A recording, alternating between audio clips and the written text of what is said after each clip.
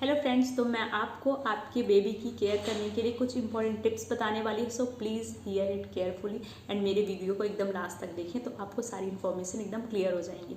ठीक है, तो फर्स्ट ऑफ ऑल मैं आपको ये बताना चाहती हूँ कि जो प्रेग्नेंट वीमेंस हैं उन्हें हाई हील्स नहीं पहनने चाहिए। हाई हील्स नहीं पहनने चाहिए, हाई हील्स पहनना अवॉइड करना चाहिए, क्योंकि हाई हील्स पहनने से जो आपकी वेरियस वेन्स होती हैं, वेरिकस वेन्स होती हैं, वो इन्फ्लामेटेड हो जाती हैं, स्ट्रेच हो जाती हैं और इन्फ्लामेटेड हो जाती है, जिसकी वजह से आपको प्रॉब्लम होती है और आपका जो बेबी होता है वो भी अबॉर्ट होने के चांसेस हो जाते हैं। ठीक है, उसके बाद आता है आपको कोई भी हैवी सामान नहीं उठाना है। कोई भी हैवी सामान अगर आप उठाएंगे तो उससे क्या होता है कि आपका जो यूट्रस होता है उसका जो इंटरनल ओस होता है वो ओपन हो जाता है, उस पर प्रेशर पड़ता है और वो ओपन हो जाता है, जिसकी वजह से आपका बेबी अबॉर्ट होने मीन्स मिसगैरेज या अबॉर्ट होने के चांसेस बढ़ जाते हैं। उसके बाद आता है थर्ड पॉइंट हमारा कि आपको कोई भी बाइक या थ्री व्हीलर व्हीकल जो होता है जैसे ऑटो रिक्शा वगैरह, इनमें या ये ऑटोज़ वगैरह होते हैं, इनमें ट्रैवल नहीं करना है। क्यों?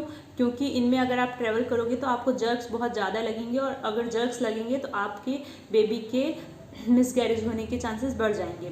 उसके बाद आपको किसी भी ऊंची स्टूल में या लैडर्स में नहीं चढ़ना है, क्योंकि उनमें चढ़ने में भी आपके गिरने के भी चांसेस ज़्यादा रहते हैं और आपको चढ़ने से भी आपका मिसगैरेज होने का चांसेस रहता है, इसलिए आपको किसी भी ऊंची चीज़ में नहीं चढ़ना है। उसके बाद फिफ्थ है आपको लॉन्ग डिस्टेंस में ट्रैवल नहीं करना है, इस लंबी यात्रा नहीं करनी है। ठीक है, क्यों? क्योंकि आप अगर कोई लंबी यात्रा करते हो, अगर आप कार से कर रहे हो तो आप ज़्यादा समय के लिए पैर नीचे लटका के बैठोगे, जिस पैर लटका के बैठने से क्या प्रॉब्लम्स होती हैं? हाइपरटेंशन की प्रॉब्लम्स हो जाती हैं, आप बीपी का प्रॉब्लम हो जाता है। और आपको पता होगा, अगर नहीं भी पता होगा तो मैं बता देती हूँ, हाइपरटेंशन की प्रॉब्लम इतनी ज़्यादा डेंजरस होती है कि उसमें सडनली झटके आते हैं और एक्लेम्सिया में पेशेंट चला जाता है या फिर प्री एक्लेम्सिया में, और उसके बाद उसकी डेथ हो जाती है।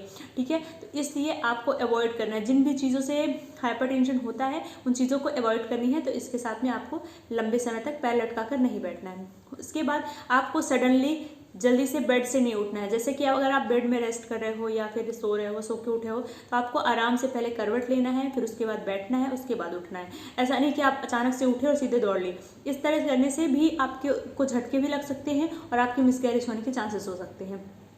उसके बाद आता है आपको डॉक्टर का हर मंथ चेकअप करवाना है, डॉक्टर से एडवाइस लेना है। जैसे ही आपने बेबी कंसीव किया और जैसे ही आपका फर्स्ट पॉजिटिव आया, किट में पॉजिटिव आया, डबल लाइन है, उसके बाद आपको तुरंत डॉक्टर के पास जाके इन्फॉर्म करना है और उनसे जो भी आपकी मल्टीविटामिन्स होती हैं, कैल्शियम होती है, इनकी टैबलेट्स लेनी है और पूरा उसको जो भी फॉलोअप डॉक्टर बोलता है उसको फॉलोअप को प्रॉपरली फॉलो करना है। और आपको टाइम से जाके फिर से अपना चेकअप करवाना है, अपना सोनोग्राफी करवाना है, और जो भी मेडिसिन डॉक्टर दे रहे हैं उनको टोटली खाना भी है। क्यों? क्योंकि जो आपका बेबी होता है ना, वो डेवलप होता है फर्स्ट ट्राइमेस्टर ऑफ प्रेगनेंसी। जो पहले महीने के गर्भावस्था के जो 3 महीने होते हैं ना, वो बहुत ही ज़्यादा इंपॉर्टेंट होते हैं। उसी में बेबी का जो पूरा बॉडी का स्ट्रक्चर होता है वो बनता है, पार्ट्स बनते हैं। तो वो पार्ट्स बनते हैं तो उसमें उसको बहुत ज़्यादा न्यूट्रिएंट्स की ज़रूरत होती है, मल्टीविटामिन की ज़रूरत होती है, कैल्शियम की ज़रूरत होती है, आयरन की ज़रूरत होती है। इसलिए आपको बहुत ही ज़्यादा अमाउंट में फ्रूट वेजिटेबल्स तो खाने ही हैं,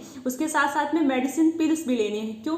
क्योंकि आप जितनी मेडिसिन खाते हो, जो आप वेजिटेबल्स खाते हो, उससे आपकी जो विटामिन की डिमांड है वो पूरी नहीं हो पाती है, क्योंकि आपको बहुत ज़्यादा अमाउंट में चाहिए होता है। इसलिए आपको मेडिसिन भी खानी चाहिए। अब अगर आप ये सोचते हो कि अगर हम पूरा सफिशिएंट अमाउंट में फ्रूट्स वगैरह खा रहे हैं तो हम नहीं खाएंगे, लेकिन नहीं, आपको ये चीज़ें खाने के साथ साथ आपको साथ में टेबलेट्स भी खानी चाहिए। उसके साथ में आपको बीच बीच में अगर आप हाइपरटेंशन के पेशेंट हो, बीपी के पेशेंट हो, शुगर के पेशेंट हो, तब तो आपको हर वीक जाके फॉलोअप करवाना चाहिए। लेकिन अगर आप नॉर्मल पेशेंट हो, आपका बीपी भी नॉर्मल है, तो भी आपको पर मंथ जाके अपना चेकअप कराना चाहिए।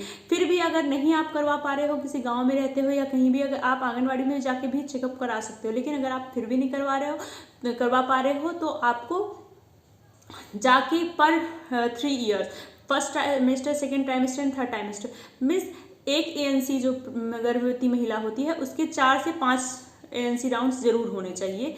डॉक्टर्स के पास जाके चेकअप्स जरूर करवाने चाहिए, 3 से 4 होने चाहिए। ठीक है, उसके बाद आती है और भी कुछ इंपॉर्टेंट चीज़ें जैसे कि अवॉइड करना चाहिए। क्या अवॉइड करना चाहिए? आपको अल्कोहल लेने से अवॉइड करना चाहिए। अल्कोहल जनरली वीमेंस जो स्मोकिंग करती हैं या कोई टोबैको लेती हैं या कोई अदर एडिक्शन करती हैं तो उन्हें उस चीज़ को अवॉइड करना चाहिए। इसलिए अवॉइड करना चाहिए क्योंकि ये चीज़ें आपके बेबी को बहुत ही ज़्यादा कमज़ोर कर देंगी। ये वैसे भी जनरली अगर हम खाते हैं तो इससे हमारी बॉडी कमज़ोर होती है, लेकिन अगर हम प्रेगनेंसी के ड्यूरेशन में ये चीज़ें लेंगे तो हमारा बेबी भी वीक हो जाएगा और उसकी इम्यूनिटी बहुत कमज़ोर हो जाएगी।